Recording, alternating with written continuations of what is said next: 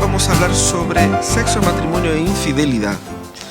Así que vamos a entrar en un tema muy importante para nuestra espiritualidad, que es el tema de cómo la dinámica familiar debe funcionar. Y eso tiene importancia no solamente para los que son casados, pero también para los que se casarán y para los que sí viven solteros, porque es algo que nos afecta a todos, ¿cierto? Fíjate que de una u otra manera el pecado distorsionó todo. El pecado ha distorsionado todo. El matrimonio, cuando fue creado por Dios, era algo bonito, era algo perfecto, era algo armonioso. Por más que hoy día uno mire y dice, pucha, el matrimonio es a veces visto como una carga, como un cacho, como una fuente de problemas, y hay una serie de conceptos equivocados con relación al matrimonio. Pero cuando Dios creó era algo bonito. Fíjate que el matrimonio creado por Dios era la semilla de armonía en el mundo. Es decir, a partir de la armonía más íntima entre esas dos personas, la armonía se iba a diseminar por todas las estructuras de la sociedad. Por lo tanto, de una manera que Dios creó para preservar la sociedad, y para preservar la sociedad en armonía, fue a través del matrimonio.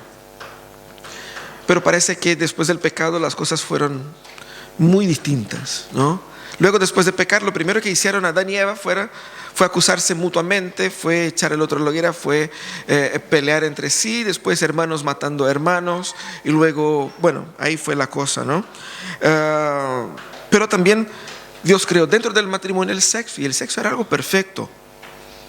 Antes que nuestra cultura transformara el sexo mayormente en algo sucio, en algo que, wow, vamos a hablar sobre este tema, y a veces la gente queda así como, ¿no es cierto?, con cierto recelo de hablar. Antes de que el sexo fuera una fuente de tensión para todos aquellos que son solteros y una fuente de tensión para todos los que son casados, era algo perfecto. Pero el pecado distorsionó ahí y transformó algo lindo, algo hermoso, en algo sucio.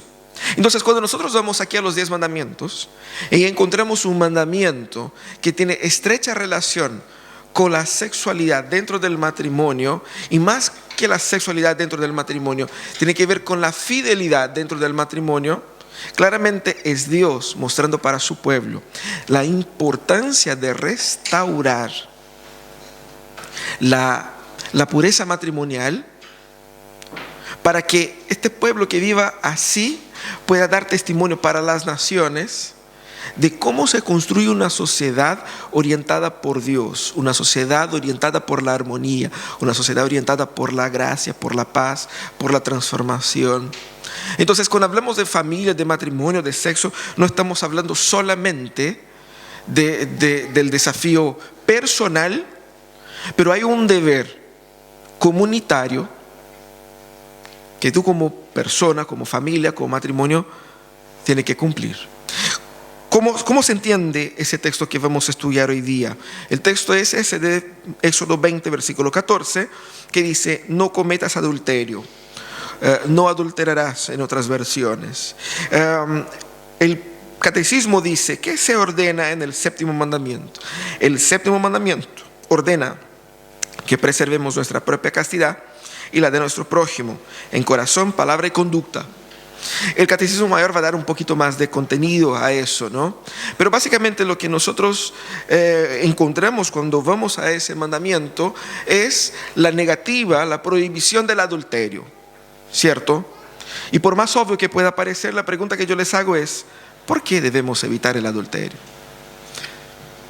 ¿Cuál es el drama? Dios. Si uno le pide perdón y ya está. ¿Por qué era tan importante para Dios ese tema? El tema de la pureza matrimonial, el tema de la fidelidad matrimonial. ¿Por qué era tan importante? Para que podamos responder a esa pregunta tenemos que entender qué es lo que es matrimonio y qué es lo que es sexo. ¿Qué es lo que es matrimonio? Matrimonio es netamente un compromiso. Matrimonio es compromiso. Y es un compromiso, por sobre todas las cosas, un compromiso exclusivo. ¿Qué significa que sea un compromiso exclusivo? Significa que por ser una relación única entre esas dos personas y nadie más, eso dignifica al otro. La exclusividad del matrimonio es la forma que Dios creó para que alguien pueda decir que yo soy único, soy única para él o para ella. No hay otro, no hay terceros. Y eso dignifica al otro. Dignifica al otro primeramente dándole importancia social. Por eso que el vínculo matrimonial genera y tiene un impacto también en la sociedad occidental, en la forma como nosotros vivimos en sociedad. Por eso nos preguntan en los formularios, ¿casado o soltero? Nunca se ha preguntado, ¿por qué? ¿Cuál es la diferencia? Si estoy postulando a un crédito, estoy postulando a un trabajo, ¿no es cierto? Estoy entrando en otro país. ¿Y por qué me pregunta cuál es la importancia de que sea casado o soltero? Hay una relevancia ahí. ¿Por qué? Porque hay un pacto, hay un acuerdo mutuo de que debemos generar una sola familia.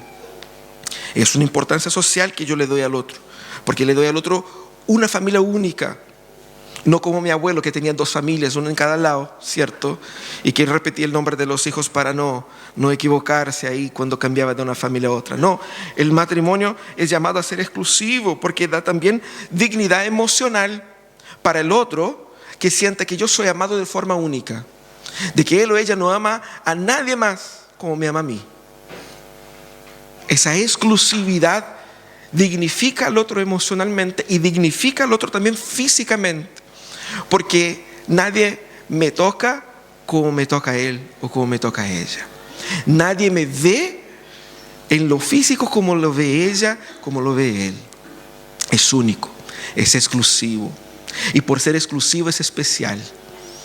Por ser exclusivo tengo esa dignidad, ese derecho que nadie más tiene.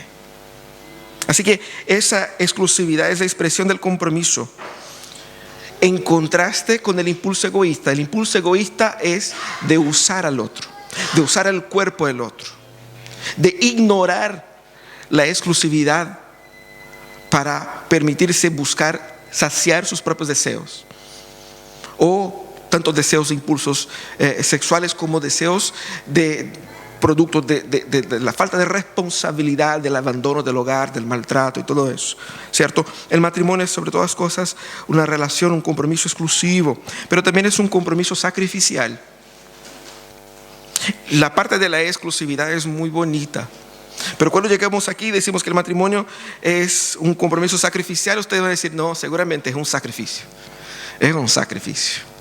Entonces y eso como que fomenta la idea de que es un peso, un cargo, una carga, un sufrimiento. Pero es sacrificial en el sentido de que el matrimonio no fue diseñado para hacerte feliz. No fue diseñado para que tú te sientas realizado solamente.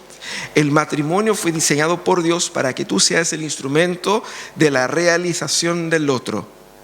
Primeramente de su pareja y en segundo lugar también de sus hijos. El matrimonio es un ambiente donde yo doy al otro y ellos no me devuelven. No sé cuánto gastaron ustedes hasta ahora con León, entre hospital, entre pañales, ¿cierto? ¿Cuánto cuesta eso? ¿Cuánto cuesta 2 horas de noche sin dormir, 3 horas, 4 horas? Vamos haciendo una lista, ¿no es cierto? Cuando tenga 18 años le entregamos un sobre. Mira, mijito, aquí está todo lo que nos debes. No existe eso, ¿cierto? Si bien hay mucha gente que quiere hacer eso con la pareja, ¿no? O sea, mira, yo he hecho tanto, usted ha hecho tanto, entonces coordinemos acá, ¿cuánto me debes? No, es una entrega sin devolución. En ese sentido es sacrificial. Y fíjate que el casarse es buscar el bien común limitándome a mí. Porque si usted quiere ser libre y hacer lo que usted quiera, puede hacerlo, pero no te cases. Porque cuando te casas, te vas a limitar a un propósito. Y al limitarse a ese propósito, tienes que dejar a un lado cosas que tu libertad de soltería te permitía y que ahora como casado ya no te permites más. Porque cambias el propósito de tu vida. Vives para otro o para otros cuando incluyen hijos. Es así. Entonces todo el potencial que pensabas que podías tener en la vida se va limitado por su misión. Ahora tienes una otra misión. Cuando te casas, te unes a una misión de construir familia y de vivir para el otro. Es por eso que el apóstol Pablo habla cuando habla de la gente que quiere servir al Señor y quiere casarse. Él dice, no se puede hacer plenamente las dos cosas. Puedes servir al Señor casado, pero vas a tener que dar atención a su marido o su esposa. Ahora, si usted quiere servir al Señor a full, no te cases. Ahí vas a tener todo el tiempo del mundo para servir al Señor. De eso se trata el sacrificio. Pero fíjate que es bonito en el sentido de que al ser esta entrega sacrificial estamos imitando a Dios, que nos creó y que nos ha dado gratuitamente todas las cosas. Dios no hace una lista, mira, 12 horas de sol te dio hoy día, eso te va a costar tanto. Respirando, el aire es mío, es privado. Usted sabía, ¿no? Es de Dios. Dios no nos cobra. Él como Padre nos cuida generosamente. Y dice a nosotros, sean ustedes y cuiden ustedes de los suyos imitándome a mí, con esa entrega sacrificial. Pero el amor también, o el matrimonio también, es una relación y es un compromiso constructivo.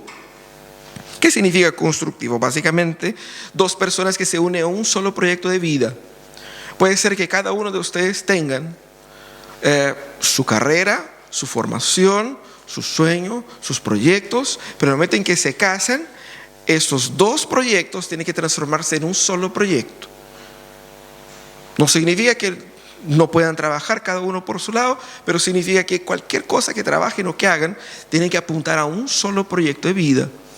La familia es un solo proyecto, un proyecto constructivo, donde ambos están construyendo la misma cosa.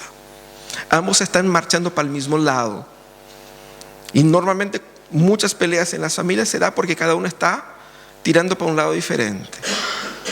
En ese sentido es constructivo. Claramente es constructivo, ya vamos a hablar más adelante también, por medio de generar un legado a los hijos. Cuando se tiene hijos, uno tiene la posibilidad no solamente de educarlos en el Señor, pero de dejar un legado en la sociedad. Porque es un nuevo ser humano que se une a la esfera de la sociedad, pero también es posiblemente, posteriormente, un nuevo profesional, una nueva familia que se van a hacer. Es un legado que yo estoy ayudando a entregar para la sociedad. Por lo tanto, el matrimonio es un compromiso constructivo. Estamos construyendo algo. Y todo proceso de construcción tiene características específicas, es decir, va de menos a más. Hay que trabajar en áreas y en estructuras que no se ven, pero que son fundamentales. Tiene un costo elevado, pero tiene beneficios increíbles. Tenemos que imaginar la construcción del matrimonio así. Hay cosas que ustedes se van a sacar la mugre para fortalecer el matrimonio y van a tener la impresión de que nadie lo notó. Nadie se dio cuenta de tu esfuerzo por preservar la familia, por construir el matrimonio, por dar una casa, por dar un hogar, por dar... Como que nadie vio. Así son las construcciones. Uno ve cuando ya está listo. Y cuando está listo uno puede decir, no, eso quedó bonito, eso quedó feo, yo haría de otra manera, ¿no? Es una lata eso, ¿no? Cuando está todo listo surgen ahí los arquitectos. No, yo cambiaría esto, yo haría esto. Pero cuando estaba en el piso, en el suelo, cuando estaban partiendo, nadie se metía y decía, oh, Dios te bendiga. Ese es el desafío de la familia, del matrimonio, de ser un compromiso constructivo. Pero también el matrimonio es un compromiso espiritual. Es un compromiso espiritual. ¿Por qué? Primero, Dios inventó el matrimonio. El matrimonio no es resultado de una expresión cultural.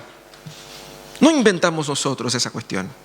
El Señor creó al hombre, creó a la mujer, y el Señor instituyó ahí en el Edén el matrimonio tal cual como Él fue diseñado. El matrimonio monogámico y heterosexual. Ese es el matrimonio bíblico. Eso es lo que Dios creó. Y no solamente Dios creó al matrimonio, Dios lo bendijo. ¿Cómo bendijo Dios al matrimonio? Dando a esta unión que Él unió. No nos unimos nosotros, es Dios quien une. Él nos unió y Él bendijo como con la posibilidad de ser gestores de este mundo, constructores de la sociedad y de la cultura. El mandato cultural, al contrario de lo que la gente piensa, no fue entregado solamente a individuos, sino que a familias. Porque la familia construye la sociedad por medio del crecimiento, haciendo crecer la sociedad, pero también por medio de la cultura que la familia produce ahí. Porque la familia es la primera iglesia inventada por Dios, el lugar de adoración, el lugar del testimonio y de imitación de Dios. En ese sentido, Dios bendijo para que se multiplicara, bendijo para que creciera, bendijo para que imitara a Dios en esa entrega sacrificial, exclusiva, constructiva. Por lo tanto, no imaginen el matrimonio como algo meramente cultural. Es espiritual, es una unión espiritual. Por eso es serio. Y es tan serio que Dios mismo utiliza la figura del matrimonio para hacer como metáfora de la relación entre Cristo y su iglesia. Por eso que la Biblia llama a la iglesia de la novia de Cristo. ¿Por qué? Porque estamos expectantes ante la llegada de las bodas del Cordero. Es una imagen que habla de la relación de compromiso, de entrega, de sacrificio, de cuidado, de protección, de unión entre la iglesia y Cristo. Una unión inseparable creada por Dios. Eso es matrimonio. Un compromiso exclusivo, sacrificial, constructivo y espiritual. Dentro del matrimonio está el sexo. ¿Y qué es lo que es el sexo? Sexo es unión, por sobre todas cosas. Nuestra mente y la mente popular imagina sexo solamente como una expresión de placer. Incluye placer, pero es esencialmente unión. Y es una unión exclusiva. ¿Qué significa que sea una unión exclusiva? Significa que Dios inventó el sexo. Porque Dios es bueno. Gloria a Dios. Amén. ¿No? Amén. Es que la gente tiene vergüenza de decir esas cosas aquí en público. Yo no. Tenemos que ser honestos, ¿cierto? Dios inventó esa cuestión. Y tenemos que agradecer a Dios por las buenas cosas que Él nos da. Pero es un regalo que Dios dio al ser humano para ser disfrutado de forma exclusiva en el matrimonio. ¿Por qué? Porque es la celebración del compromiso. Es la experiencia de la unión. Es la guinda de la torta. Es algo que consuma prácticamente el matrimonio, pero en otras palabras es algo que es como el regalo de bodas que Dios da y que uno disfruta no solamente en la noche nupcias, pero puede disfrutar a lo largo de su vida matrimonial. Es algo que Dios dio para que nosotros vivamos entendiendo que la experiencia del sexo es la experiencia donde yo me uno al otro de forma única y solamente con Él. Es algo especial y es algo que debe ser exclusivo. Por eso Dios condena al adulterio. Porque el adulterio está vinculado en las Escrituras igualmente con la idolatría. Es decir, es tomar lo hermoso que Dios te dio para entregar a otros dioses. En el libro de Proverbios encontramos exhortación bien directa contra el adulterio, sobre todo en Proverbios capítulo 5.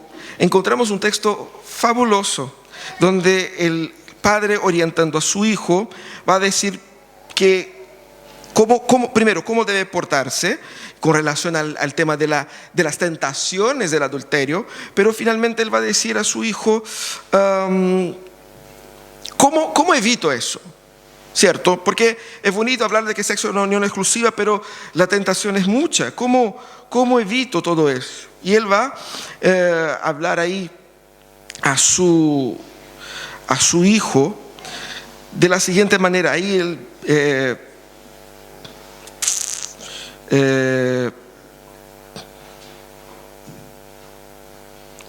aquí 5 va a decir,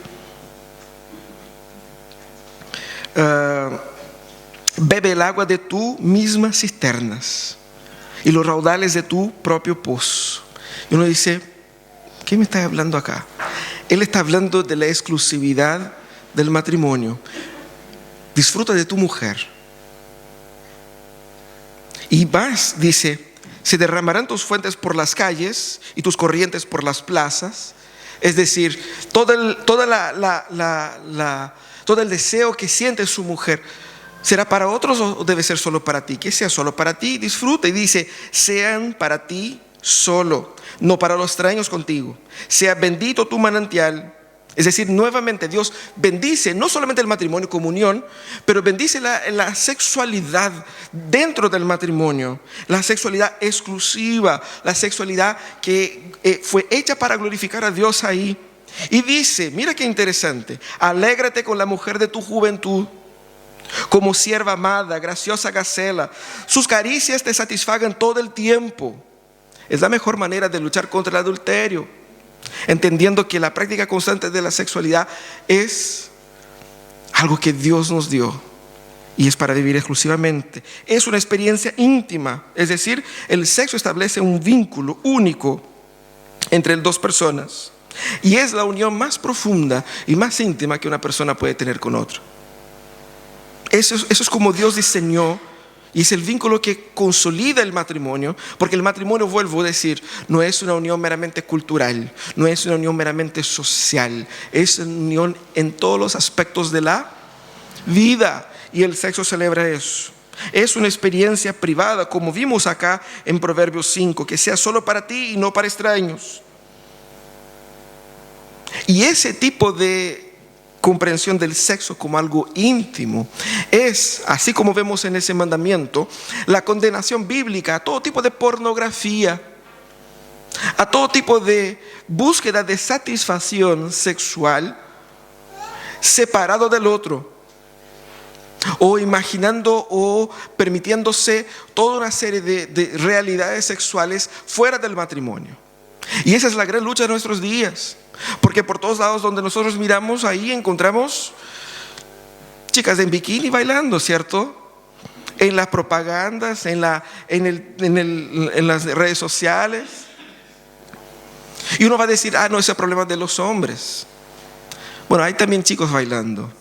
No creo que sea quizás la gran tentación de muchas, pero sí hay muchos caballeros con palabras dóciles que van a hablar al oído de mujeres que están agobiadas en sus matrimonios y van a generar la sensación de que hay una mejor versión de marido que no tengo en casa, y eso te va a enganchar y luego te va a verse en un mundo de ilusión, donde te ilusionas con otra persona que no es tu marido, o donde te ilusionas con otra persona que no es tu mujer.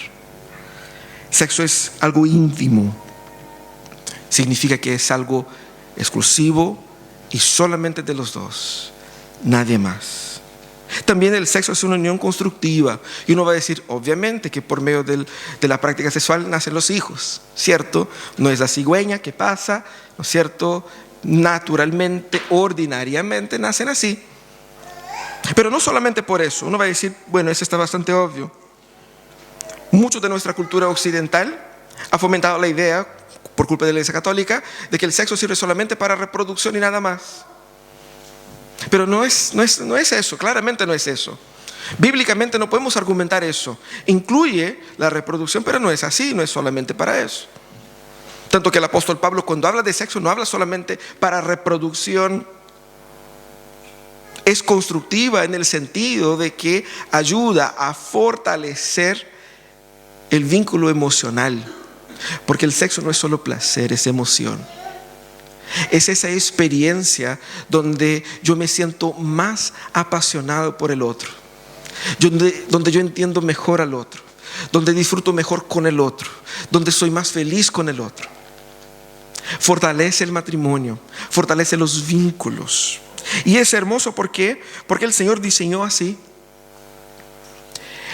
Para fortalecer el matrimonio, uno tiene que entender que la práctica constante del sexo es fundamental dentro del matrimonio, obviamente. Pero también el sexo es una unión de placer y alegría, como decía, ¿no es cierto? Dios inventó al cuerpo humano y inventó el cuerpo humano con zonas que producen placer sexual. Y eso no es casualidad, eso no fue algo que Satanás puso ahí al medio y que tú tienes que controlar, frenar, porque hemos crecido en una cultura de que todo lo bueno, todo lo placentero es de Satanás y todo lo de Dios es así como sin vida, sin color, blanco y negro, así como, bueno, blanco y negro es bonito, pero algo sin gracia. Y todo lo placentero es pecaminoso. ¿Cuántos hemos crecido en esa cultura, en esa tensión de que todo lo placentero es malo? Por eso la gente dice hay que portarse mal para pasarla bien, ¿no es verdad? Eso está mal. Pero pensemos en otras cosas. Dios inventó un montón de cosas que son técnicamente inútiles para nuestra alegría. Las flores no son todas iguales y las flores no tienen el mismo olor y muchas de esas flores no tienen ningún otro propósito más allá de ser bonitas, nada más. Ellas nacen, existen por un momento y mueren. No están protegiendo la vida humana, no están equilibrando el ecosistema. Muchas de ellas simplemente están ahí. ¿Cuántos sabores somos capaces de sentir? ¿Cuántos placeres visuales somos capaces de disfrutar? Cuando vemos al mar, vemos la creación, qué bonita esa cuestión. Y nuestro corazón se alegra. Son placeres creados por Dios. Pero de todos esos placeres hay un tipo de placer específico que está vinculado al sexo. Y el sexo, al contrario de lo que el mundo trató de producir, no solamente se trata de placer y culpa, porque es como se ve culturalmente. Doy libertad a mis pasiones, encuentro el placer, pero con el placer siento también la culpa. Todo lo contrario, el Señor inventó el sexo para que sea una expresión de placer y alegría. La máxima expresión del placer sexual se da cuando el matrimonio cultiva dentro del matrimonio la sexualidad tal cual como Dios la diseñó. Hay gente que se cree más piadoso absteniéndose de la sexualidad. La palabra dice que no es así. Tiene que abstenerse antes de casarse. Pero esa es la gran lucha de nuestros días. Decir a los solteros no tengan sexo y decir a los casados tengan sexo. Esa es la gran lucha porque el pecado influye en nuestras mentes y distorsiona todo. Pero tenemos que volver a la palabra para que la palabra nos vaya sanando. Pero también el sexo es una unión espiritual. No se trata solo de carne. No se trata solo de físico. Si es una unión entre dos personas, es una unión que es claramente física, es una unión que es claramente social, es una unión que es claramente emocional, psicológica y por sobre todas las cosas es una unión espiritual. Dios inventó eso y eso tiene un perfil espiritual en nuestras vidas. No es menor, no es simbólico, no es algo que de poca importancia, no. Tanto es así que muchísimas religiones en la historia de la humanidad vinculaban el sexo con la adoración. De hecho, se creía que para la prosperidad de la nación, es decir, para que lloviese y para que generase frutos la tierra, se debiese imitar, porque en esas mentalidades, en esas culturas, la productividad es resultado de la relación sexual de los dioses que generan frutos en la tierra. Entonces, para que los dioses puedan darnos frutos, ellos inventaron la figura de las prostitutas cultuales o de los prostitutos cultuales que estaban en los templos, donde la gente iba a tener relaciones con estas personas ahí, para que por medio de la relación con estos sacerdotes, esta divinidad le diera prosperidad. Claramente que no era la única expresión de religiosidad vinculada al sexo, hay muchísimas, incluso en nuestros días. Tenemos que entender la importancia espiritual que existe ahí. ¿Por qué? Porque el sexo, así como cualquier pasión, va a revelar los ídolos de nuestro corazón. los ídolos de nuestro corazón. Revela el egocentrismo, revela las pasiones, las tensiones, revela un montón de cosas que yo considero importantes. Por eso el sexo es una unión espiritual y que yo debo tener en cuenta eso también. Eso no significa que yo tengo que orar antes y después, que tengo que cantar un himno y leer un texto de la Biblia. No es eso. Pero sí implica en que hay una esfera en la cual Dios bendice y donde esa intimidad que yo tengo es reflejo de mi espiritualidad también. Por eso es serio, ¿no? Por eso es serio. ¿Qué lo debemos hacer con eso? ¿Cuáles son las implicaciones de todo eso? Hemos visto la importancia del matrimonio, la importancia del sexo. ¿Cuáles son los puntos de acción? Primeramente, tú debes luchar por tu matrimonio. No viene listo. No es así como que, no, ahí vemos en el camino cómo funciona. No, tiene que ser intencional y luchar por ello. Solo funciona si usted trabaja en él. No tomes a la ligera y no piense que va a funcionar así mágicamente. Tienes que trabajar, tienes que invertir, porque es un proceso, es una construcción, es un desafío. En segundo lugar, entienda que el divorcio no es una solución la mayoría de las veces. Claramente que la Biblia dice que en el caso de adulterio, en el caso de abandono, o incluso en el caso de violencia, el divorcio es una opción. No dice que en el caso de adulterio o en específicamente el caso de adulterio que uno es obligado a divorciarse, pero es una opción. Pero el punto acá es, no puedes ante cualquier pelea poner la carta de divorcio en la mesa. Si eso no funciona, me voy. Porque eso es pecado. Tenemos que volver al punto anterior. Tengo que luchar por mi matrimonio, porque el divorcio no es una opción. Dios dice claramente que Él odia el divorcio. El permiso para divorciarse fue una excepción, pero no es así como no es una orientación, ni siquiera obviamente no es un mandamiento. Entonces, no tengas esa idea de que, si eso no funciona, me voy. Porque eso no es un pensamiento bíblico. Lucha por tu matrimonio. Si usted es casado, invierta en una vida sexual activa. Invierta en una vida sexual frecuente. La palabra dice eso. Es el deber del marido para la esposa, de la esposa para el marido. Hay días que uno está con menos energía, ¿cierto? Pero no puede ser todos los días. No significa que tienes que tener una dinámica hiperhumana, nada por el estilo. Pero tienes que invertir también en el romance, tienes que invertir también en el pololeo después de casado, ¿cierto? Va en Casa Ideas, compra unas velitas, ¿cierto? Encuentra ahí unas playlists en Spotify, así como románticas, ¿cierto? Té de manzanilla para los chicos y invierten ustedes, es verdad. Ese es un mandamiento de Dios. Ni siquiera es una idea así como que estamos inventando eso porque somos. No, eso es Biblia. Ahora, claramente es un mandamiento de Dios esperar hasta el momento en que nos casemos.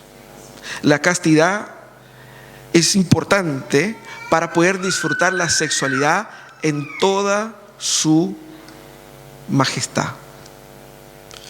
El guardarse sexualmente para su marido, para su esposa, no solamente es una regla que Dios inventó porque Dios es pesado. Es una bendición. Es un regalo que Dios te da y que uno echa a perder de una o de otra manera. Es una forma de vivir que glorifica a Dios, pero que te hace bien a ti. Y uno dice, pero es difícil la tentación y nadie dijo que sea fácil. Por eso el apóstol Pablo dice, si no se aguanta, que se case nomás. No se vaya a andar calentando por ahí. Pero entienda que la pureza tiene un propósito. Y el propósito es de preservar tu familia, de preservar la sociedad. Invierta en eso. También, huye de la pornografía.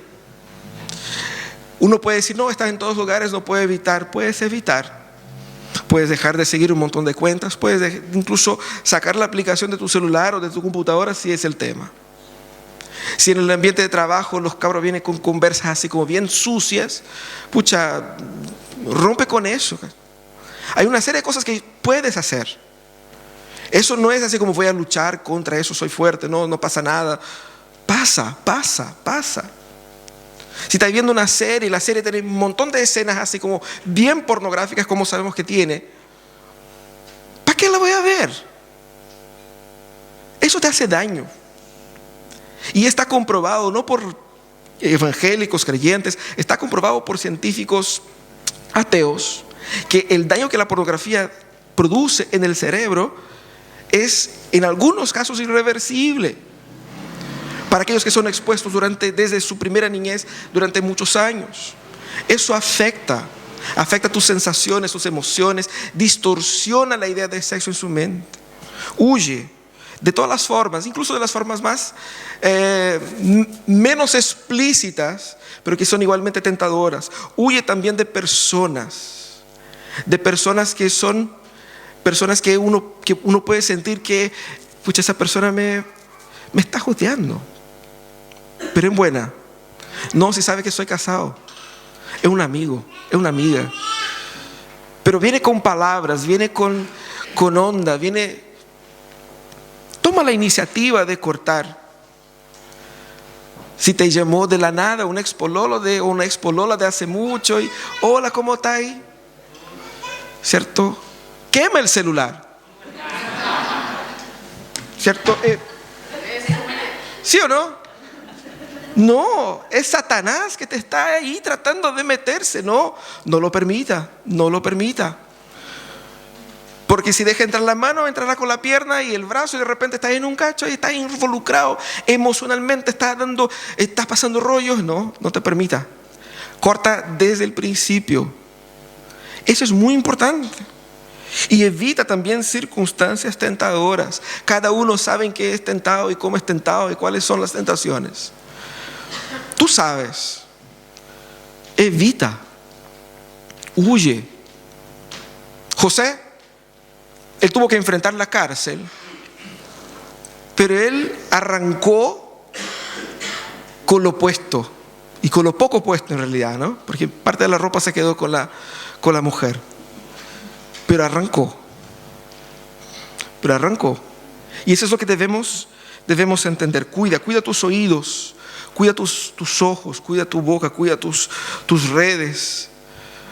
Porque la Biblia dice claramente, Satanás anda dando vuelta como un león buscando a quien tragar. Y Satanás quiere destruir tu familia, quiere destruir tu matrimonio, quiere herir tus hijos. Y él logra cuando nosotros fracasamos aquí. También, si eres soltero, si estás ahí, pucha, ¿qué va a pasar conmigo? Estoy envejeciendo, está pasando el tiempo, quiero casarme y no sé cómo. Entiende que Dios tiene su tiempo y que no eres una persona incompleta por no tener una familia como la mayoría de las personas, y que el Señor es el que cuida y es el que construye nuestra historia, y que nosotros podemos disfrutar de ese momento con gracia.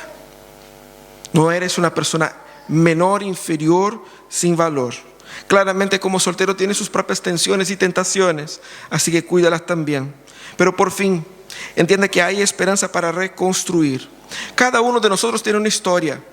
Historias de reconstrucción, de arrepentimiento, de perdón. Historias de... Algunos están comenzando, otros ya tienen ahí algunos eventos en esa trayectoria. Entienda que Dios puede reconstruir tu historia y tu vida. Si ese es el sueño de tu corazón, si eso es el llamado que tienes, Dios te puede dar una familia, Dios te puede dar una historia, Dios puede restaurar todo, Dios puede perdonar el adúltero, la adúltera, Dios puede sanar eso, Dios puede reconstruir matrimonios.